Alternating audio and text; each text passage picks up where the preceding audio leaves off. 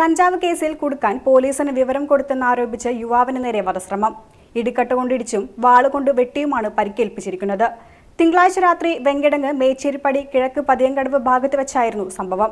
മേച്ചേരിപ്പടി പതിയങ്കടവ് പരിസരത്ത് താമസിക്കുന്ന പൊന്മാട്ട് വീട്ടിൽ ദിജിനെയാണ് മാരകായുധങ്ങൾ ഉപയോഗിച്ച് വധിക്കാൻ ശ്രമിച്ചത്.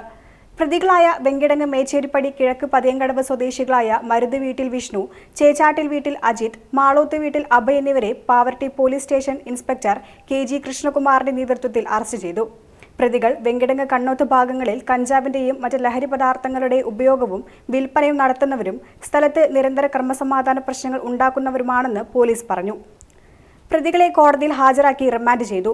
ഈ കേസിലെ പ്രധാന പ്രതിയായ മരുത് വീട്ടിൽ വിപിൻ പരിക്ക് പറ്റി തൃശൂർ മെഡിക്കൽ കോളേജ് ആശുപത്രിയിൽ പോലീസ് നിരീക്ഷണത്തിൽ ചികിത്സയിലാണ്.